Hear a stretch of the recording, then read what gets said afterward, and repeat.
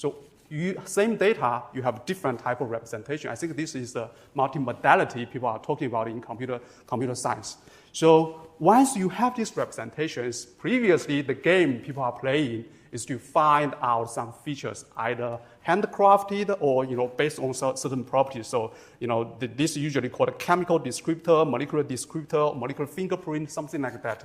There are actually a lot of literature. So previously, the whole area of QSAR, QSPR, quantitative structure, activity relation, quantitative structure, property relations, they are doing a lot of these works. They even have books listing out all these kind of descriptors. So you see here, they have 0D, which tells you roughly about the molecular weight, this kind of information. 1D, 2D is goes in more topology, 3D is more geometry, and then 4D is when you have the dynamic of the molecules. They can also extract this kind of descriptors. And there are more than 5,000 of these descriptors, and even books called chemical descriptors. So because we are doing mathematics, so when we see these things, we immediately wondering, among all these descriptors, it is possible that some descriptors are more fundamental, more intrinsic, and maybe probably say more about the property about the molecular. So that's our starting point.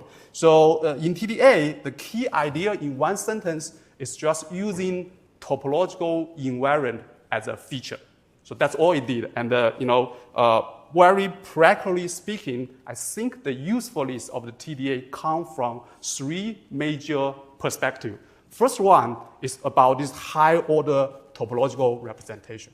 I think outside the math, when people talk about topology, 19% is graph. Maybe there are 5% talk about hypergraph, but these are the major language they are using. Graph is fantastic because it's good at this pairwise interactions. However, if you want to go a little bit further, you'll see that these simplicial complexes are good at describing certain kind of higher order interactions or many body interactions. So what is these higher orders? So you can imagine here you have like a 3-point, and then you can form geometrically a solid triangle. And then if you have 4-point, you can form a solid tetrahedron. So this triangle and a tetrahedron are the extra high-order information simplicial complex brings into the data representation. Speak very simply, if you have a graph, you can check about what are the shortest distance, what are the shortest diffusion distance, this kind of stuff. But it's very unnatural for you to say or define what is the area for a graph, what is the volume for a graph. But once you have this simplicial complex, it's quite natural because now you have a solid triangle, you have a solid tetrahedron. So in this way, you can have this kind of higher order information. And another thing, which I will keep on repeating in my talk, is that in graph, we are talking about relation between two nodes. That's pairwise interaction. But in simplicial complex, they bring in the aspect of simplex relations. So you can have triangle interact with triangle, tetrahedron interact with tetrahedron. You can have a triangle do a certain path to another triangle. You can have the shortest path between two triangles, this kind of relation. And even triangle talk with tetrahedron or edge. So these kind of extra topological relations among the simplex are the information that will be different when you just have the graph representation. And then another thing is this topological invariant. So very simply speaking, you will have this kind of different properties. One is that if you have the number of individual components, then this will give you Betty 0. And then if you count the loops and cycle, this number will give you the Betty 1. And then if you have a sphere and the inside is empty or void, then you will have this Betty 2 number. So the topological invariant are just this kind of very integrated number that gives you a certain general properties. And the third property about this TDA is actually this multi-scaled representation through something called a filtration process. So here is the illustration. So we have the 14-point here, each one associated with a sphere. This is the corresponding simplicial complex, and then this is something called a barcode. So the x-axis here is actually the diameter of this sphere. So you see Betty 0 represents the individual component. So originally I have 14 points. Here I have 14 bars. Each bar represents one of these spheres. But when these spheres overlapping with each other, they will form an edge between them. So in this way, you see the individual component become lesser because now the balls are overlapping with each other. Now you have more and more these balls overlapping, then you will form more and more edges among them. So in this way, the individual balls, they will become lesser and lesser. Right? Eventually, when the balls are all overlapping, then you will just have an individual one simple line. And then certain time, they will form a cycle, and this cycle will be related to this Betty-1 bar, just as we may say, right? Circle, loop, these are represented by these Betty-1 bars. And here you have two cycles, so you will have two bars. Okay. Another thing I didn't mention is that usually we use like a Torres-Rips complex, and the idea is that if you have three balls, each two are overlapping, you form a triangle. If you have four balls, each two are overlapping, you form a tetrahedron. So here, when the balls getting larger and larger, you have more and more these triangles, and this triangle will tend to fill in the loop. And when this loop is filled, then you see this bar will stop growing; it will stay there. So the length of this bar will roughly tell you the size of these loops.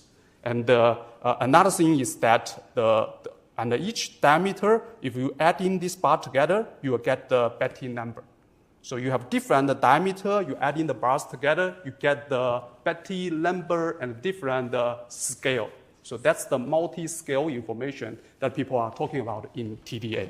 So let's look at what's this TDA method really gives us. If you look at this carbon-16 molecular structure, this is a corresponding barcode. So first, this carbon-16 is low as like a football structure. So it will have 16 atoms, and then they will have 12 pentagons and 20 hexagons. So here, the Betty 0 bars, again, indicate the component, right? So here, it has 60 atoms, and then you have exactly 60 bars here. And then the length of these bars will correspond to the bond term. So here, you have a shorter bar, which is around 1.38 astron. Astron is 10 to the negative 10 meters. It's related to carbon-carbon double bond, because double bonds are stronger, so they will be close to it, they are shorter. And then this one is related to carbon-carbon single bond, because single bond is weaker, so it's slightly longer. And then you check out Betty 1, these shorter ones correspond to the pentagon rings. And then these longer ones will be related to the hexagon rings. And then you have this very long bar here. This indicates that this is a football shape, right? So the inside is empty, and then you have this surface enclose a certain void regions. So this is roughly all the information you can get from this TDA analysis. Nothing more, nothing less. Okay, and we actually did a little bit more detailed works trying to see what is there possible some topological fingerprint for this molecular structure. So for instance, if you take the C alpha atom from the alpha helix, then you will see that 4 adjacent C alpha actually will form a bar here in Betty 1. So it's like small loops. And then if you have 5 of them, you have 2 loops, so on and so forth. And more interesting is that for DNA, if you use the right representation, you will see that, so first, this Betty 0 will give you the covalent bond, right? Usually carbon-oxygen, carbon-nitrogen bond, this kind of stuff. And then, more interesting is that for the Betty 1, they will laterally decompose into 2 regions. Some bars come in the earlier stage of filtration. Some bars can later stage of filtration. And these bars come at the earlier stage of filtration. They correspond exactly to the pentagon and hexagon in the nucleic acid. Because in the nucleic acid, they have this sugar ring and then this benzoline type of structures. They will exactly reflect it here. Actually, you have the one-to-one correspondence. So by checking here, you actually know the component, the ATGC pairs within the DNA structure. And then more interesting is that you have this, bars and the later stage of filtration, and they are corresponding to certain, looping structure. So you have 2 base pair, and then among them you can find another loop. So once you understand the meaning of each of these cycles, you can go further to do some, games. So here the game we are playing is the TDA-based learning model. So we are trying to, propose this general line. So you have data, and then you consider different way to construct simplicial complex. From there, you can take out the barcodes and then select feature and throw into machine learning. So here there are some milestone work from Go's group, and he was using TDA-based learning models to study like various type of drug design, and doing great work in this district are grand challenging. And I think some of the quite amazing work is when he studied use TDA-based method to study this COVID mutation analysis. So essentially, for the COVID, what's really going on is that you have the this virus spike protein, and then it will combine with the human ACE protein. If this binding is very strong, it's challenging for us to get rid of this virus, right? So it will give you a higher infection rate. So when the mutation happens, there will be a certain slight change of the structure of the S protein, the virus S protein. So the binding will also change slightly. So this kind of minor structure change can actually be captured by TDA, and some of the learning models also trying to dig out the patterns, and then shows that with different type of mutation, what this binding affinity will change. And then you can use this information to predict what will be the dominant strain in the coming years. Actually, I have to be honest that this kind of feature engineering work at this stage is already achieved the state-of-the-art result. But this is all non-deep learning architectures. So now with the deep learning comes into play, I believe that the performance can be significantly enhanced. So motivated by this kind of success, we are trying to say, not only topological invariant, if there are any other interest mathematical invariant that can help us dig out the information. So here, the thing we are considering is this spectrum model. So you have spectrum graph, and then it can be generated through spectrum simplicial complex and the spectrum hypergraph. So the general idea is not really that complicated. So if you have a simplicial complex, you can define this kind of graph Laplacians.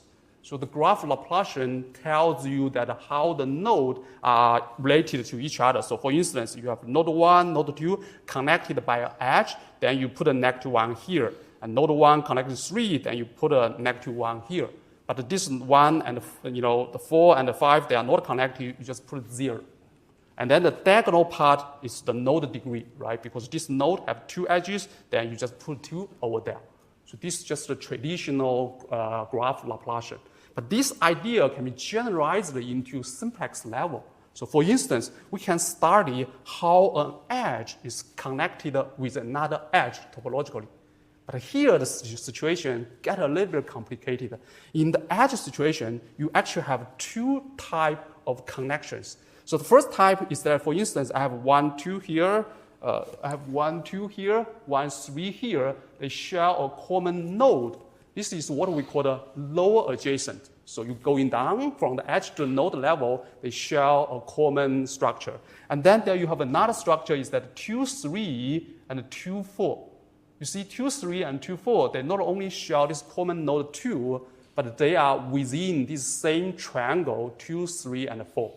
So this situation, we call it the upper adjacent. So meaning that you go from edge to triangle, these 2 edges actually is found within the same triangle.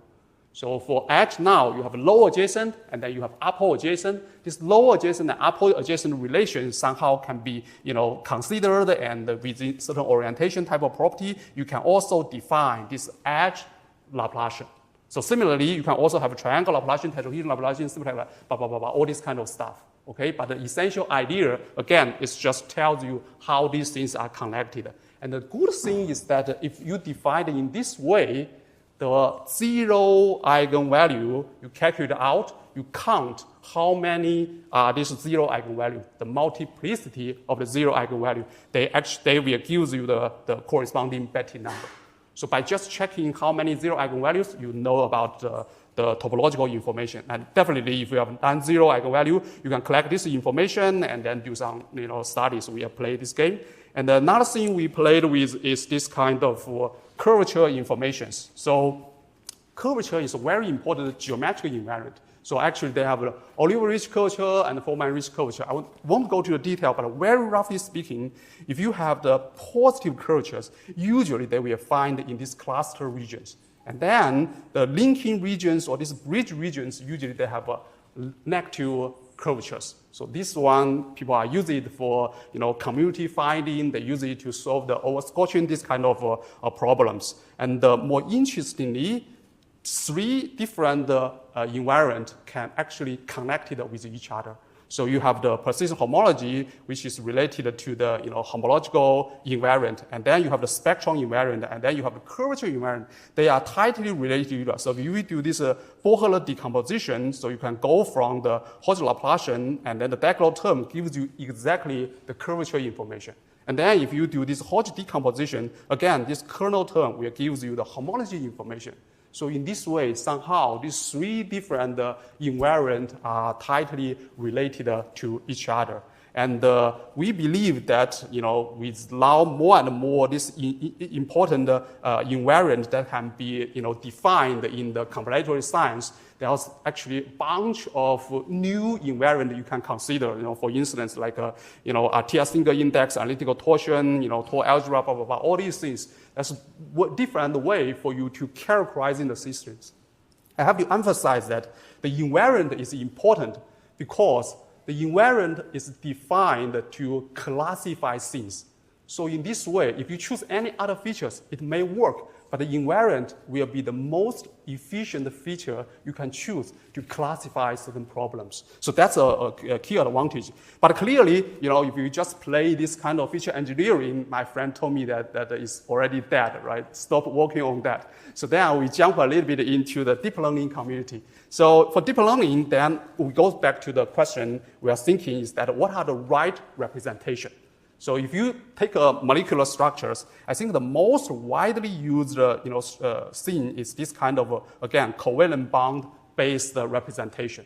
But somehow, if you take a close look about what are even the mathematical definition of covalent bond, there's a lot of hand-waving argument. And also, many of the GNN models actually do not directly use the covalent bond. They use a fully connected graph. They use certain cutoff to define these things. So we try to figure out, is there any a fundamental way to understand or define a certain graph structure? So here is a game we are playing. So we have the coordinate for these molecular small chemical systems, and then we can, put any 2 atoms together if they are within certain cutoff distance. So usually, if the cutoff distance is within 1 or 2 angstrom, then 0 to 2 angstrom, this just gives you the perfect covalent bond. Because covalent bond usually cannot be too long, it's very strong. And then we just connect any 2 atoms if they're within the range of 2 to 4 angstrom. This is 4 to 6, this is 6 to 8, and then this is 8 to infinity. So this one already get quite crazy, right? Nobody will believe this is molecular. It does not look at any molecular you see. But even with this crazy representation, we check it in some widely used small molecular benchmark. We found out that the results are not crazily bad. You see, for this AUC, this is it corresponding to the color. This is the covalent bond, and then this is this guy here. So many of the cases is actually better than the covalent bond-based representation.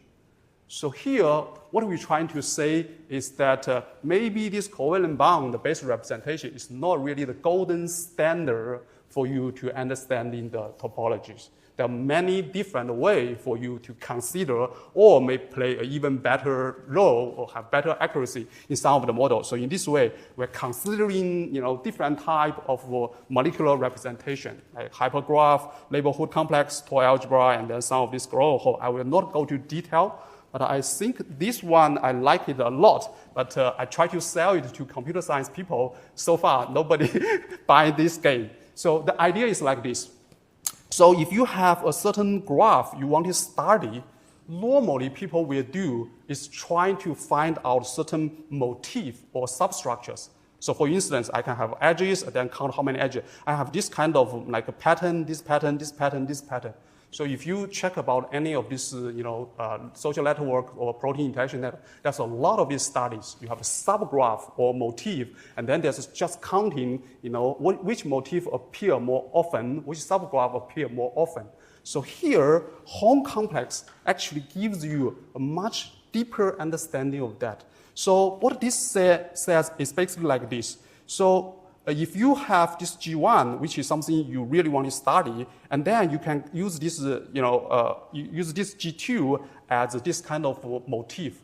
And now with this Hom, what you can get is that how these motifs are connected with each other in this graph. So for instance, this is a simple example. I have this graph. This is my motif, right? So I'm trying to check in this graph how many are these motifs. And then the second question is how these motifs are connected. So in this case, it's trivial, right? This is a triangle, so this is an edge. So I should have 3 edges. So in this case, I should have 3 vertices. But since that in this representation, we consider the direction. So A to B is different from B to A. So in this way, the motif in this triangle now is become 6. Because again, each edge, you can go one direction, the other direction. So in this way, you have the corresponding node, which represent 6 different edges. And then this edge now will tell you that how these motifs are connecting with each other. Right? So if you have an edge here, you have another edge here, they share common vertices. This is one way how they connected with each other. If you study a little bit about the GN, they have something called line graph. So here, if you don't study the orientation, this will become the typical line graph. But more interesting is that you can study more complicated structure. Right? So for instance, I have this kind of motif here. I can count how many these motifs are in the structure. That will become the node here in this representation. And then you will study how these motifs are connecting with each other. That will be the edge here. Okay, so this Hom-complex is actually the tool that Levas was using to prove the 4-color problem.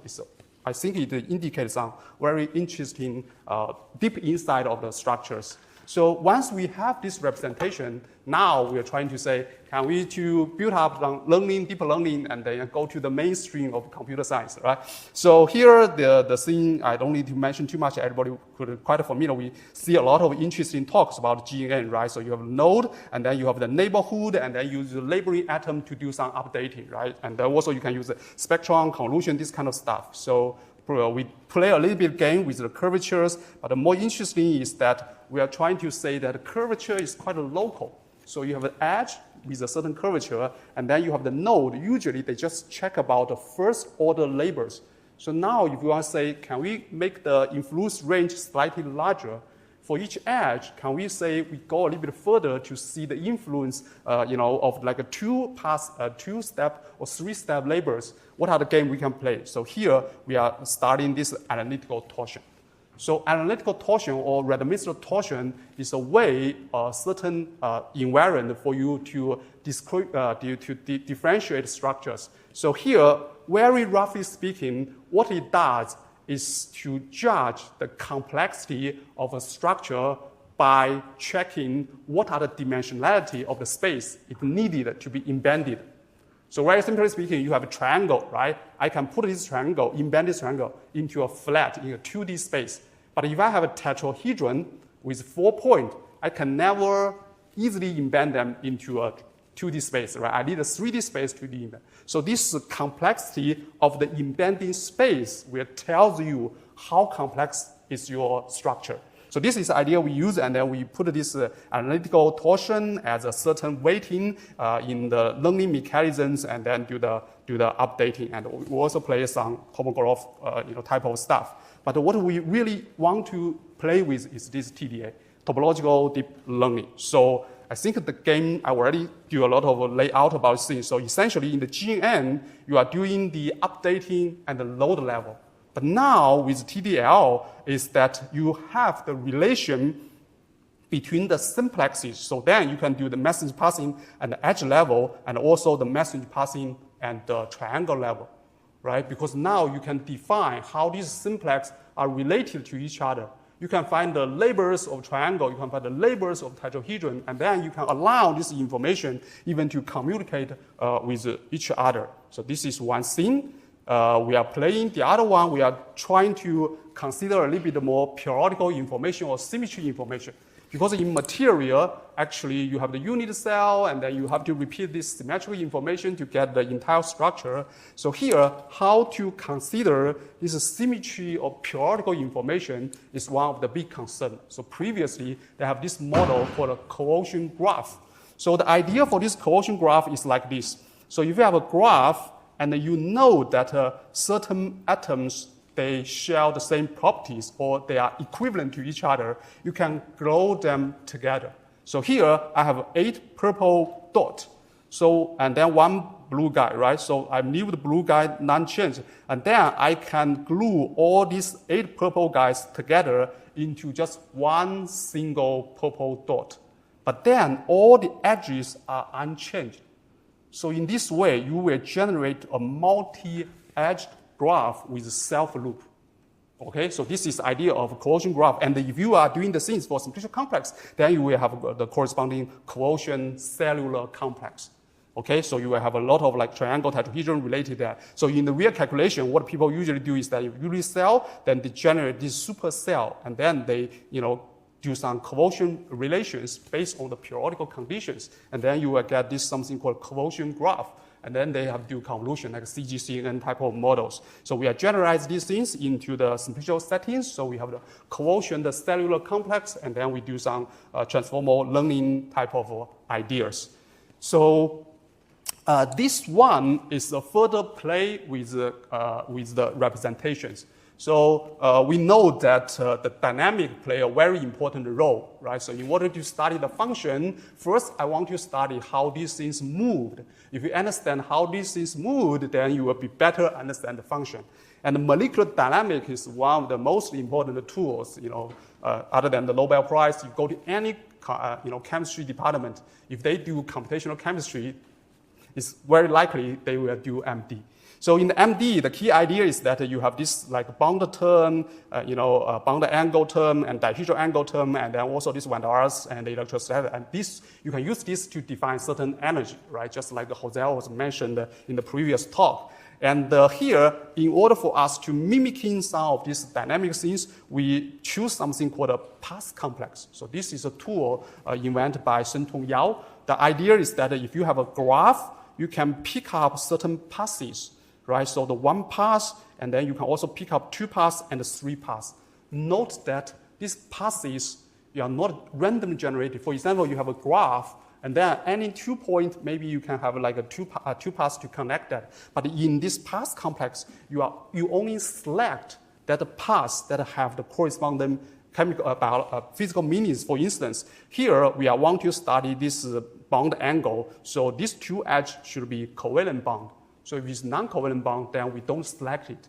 So in this way, you can significantly reduce the amount of simplex in your structure. And another thing is that each of these passes will have the corresponding physical properties associated with it. And then you can learn it and then do some modelings. So the very last one we are playing with is this rhomboid tiling. So essentially what's going on is that we are trying to study different order of Worlding diagram and the corresponding Delaunay complex. So if you have a certain point cloud data, you can actually use this point cloud to decompose the region into different subregions, just like a country, right? In the whole, our Earth surface, we have different countries, and each country occupies certain region. So each node here will represent a certain country, and then the way they decompose the region is that you find any point in the surface, and then which are the closest point to this one will be the region this point assigned to. So this is what is widely known as the Worlding diagram. And when you have the Worlding diagram, you know that these 2 regions are adjacent to each other, then you can form an edge between them. So this is called dual representations. Then you will have the corresponding Delaunay complex. So now you make things slightly complicated. You are starting like a 2-order Worlding diagram. So you are checking the region that have at least 2 balls. So for instance, each one, again, I associate ball, and then this will be the region that these 2 balls will be overlapping. And this region will be further decomposed into this Worlding diagram, then this will become the 2nd order Worlding diagram. Correspondingly, you have the 3rd order Worlding diagram. So more importantly is that all this Warring diagram now, you can organize it in a certain way. So this is the first order, second order, third order, so on and so forth. They will form a special structure in this big space. So this big space is with the original dimensions. Say this is R2, then it will be R2 plus R1, so it's like R3 dimensions. And in these big spaces, all these nodes can be connected and through this kind of special rhomboid tiling. So it's like a tiered cube structure, and then they are tiling the entire region. And this tiling provides a way that how these nodes are related to each other, and essentially we are trying to use it as a certain pooling and learning algorithms. So just quickly wrap up what we are trying to do here. Essentially, we are interested in to bring in some of the mathematical invariant and representation into the AI models, and then see based on these new representations, can we get some extra information, at a different angle to understand the problem.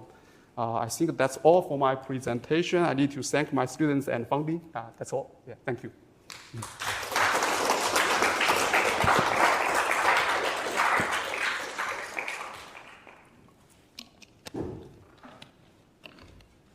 Questions?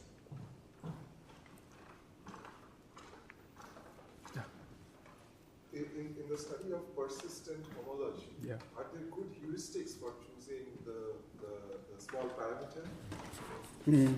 So in the persistent homology, as mentioned, right, the key part, I believe one of the key part for it is this filtration process, right? So you have a balls and then the radius are growing. So I think this is very much aligned with the multiscale representation in physics, right? Usually you have a small scale, then you say, oh, this is the atomic atom level, and then you grow larger, then you see molecular level, and then you grow even larger, maybe cellular level. Yeah, and then they are trying to. So my understanding is like this. Previously people are saying, judging how rich you are, how good you are at a certain specific age, right? When you reach age 20, maybe you will have better degree, more money than your student. But the TDA say, no, let's check about the persistence of your status, right? You are rich at age 20, but maybe not that rich at age 13 or 40. And this persistence will tell you that how specific state will last. If it lasts longer, then maybe it's more important. If it lasts shorter, maybe you're just struck by luck. Yeah. Thank you. So, Francesco.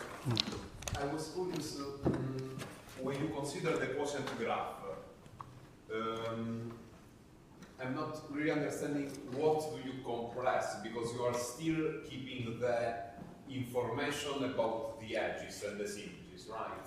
And then I was also curious, how do you consider the homology in the quotient graph, and if you care about that? Because in simplicial theory there exists some things that are kind of similar to what you're saying that are calling simplicial retract, right? So I was wondering what is the relation with all of that? Very good question. So you see what convolution can actually bring to you. So if you have a unit cell, right, you can build up a graph. And then for this graph, all the edges are atoms within this unit cell. But now, if you say, I have this unit cell, I generate this super complex, right? Then you may have edges between two adjacent unit cells. So in this way, you will have one atom in one unit cell, the other atom in another unit cell. So this kind of inter-unit cell information is now reflected in this convolution graph. So originally the graph, you only have intra-unit cell information. But with this repeating unit and then convolution, you will characterize inter-unit cell information. So that's the first thing. The second thing is very good. So actually we are super interested. I jump very quickly. When you are doing convolution on the graph level, the game is not really that interesting. You have a node, you identify which are of the same equivalent relations, and then you group them. But in simplicial complex, it's much more complicated because you see here, I can allow these edges to be a certain relations. So when I quotient it previously is that only the nodes are allowed to overlapping, right, and then shrink into one. But now I can say certain edges, I also allow them to shrink. Certain triangle, I also allow them to shrink. So in this way, you have much more degree of freedom to generate this cellular complex. And then the other thing is that what are the homological information of the cellular complex compared with the original one? Actually, we have done some work along the lines. Previously, there are some studies about this, for math people, this quotient cellular complex is not a new idea, but they are trying to do it in the infinite dimensions. So here, we are trying to come up with a computational version and then bring in the physics and the AI models. Yeah. So I have two quick questions. Yes. The first is that Dennis Nobel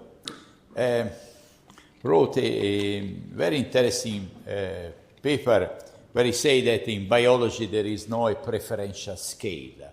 So you may have, you may go across different topologies. Exactly. So how you can compare, how you can deal with all these biological scales? That is the first question. And the second question is that what is the dynamics? Because there is yes. We are dynamical systems, Exactly. and sometimes I'm showing to express this. I'm showing the figure of the bones, the skeleton of a dinosaur. Yes. Saying that this is the graph, but actually the animal is the dynamical system that Yes. was making Yes. the impact. Yes. I think that's a very important question. I think theoretically speaking, TDA has certain advantage to addressing this higher order. So because they use this filtration parameter, like a growing of the balls, right? So if we allow each ball to be one atom, if the size is at the astron level, then it consider certain covalent interaction. But it goes to like a nanometer level, and maybe a lot of non-covalent interaction and also electrostatic interaction coming. If you go even larger, like micrometer, maybe you are considering a little bit more cell level information. But I believe that crossing the scale or multi-scale representation is always very, very challenging. Here, the TDA is trying to say, as just mentioned to Challenger, is that certain things are persistent. They want to say what are the things that are changed when you are going different scale. What things are persist, right? What are kind of, like you are staying rich when you are young and then to the end. That's a good example, right? But you are only rich for 2 days, then maybe that's a certain kind of noise. So that's the first thing. The second thing, I think dynamic is super important. I don't have time to show our model on the sheaf. The reason we consider sheaf is because we have the normal mode representation and then tells you each node how it will move. And then in the normal mode, they have this kind of trivial mode information. You have like a translation, rotation type of stuff. So that one in the sheaf model, we can relate it to the global section. And then the non-trivial motions, they will give you more important dynamic information. I think these are things that we're super interested and we want to dig more. Yeah, and maybe working with your students and in this interesting yes, areas. Very, very happy. And so this would be, in a way, we are going to a conclusion that the next edition should be on sheaf, because now sheaf seems to be the queen of the field. Yeah. Thank you very much. Yeah, thank you. Yeah.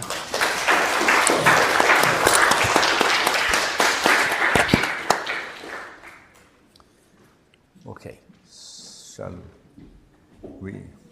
There will be a cocktail, no? There will be some wine. When? 5:30. Yeah? I don't know when. Kenzie, is the drinks at 5? Yeah. Drinks at 5? So it's almost. Almost. Yeah.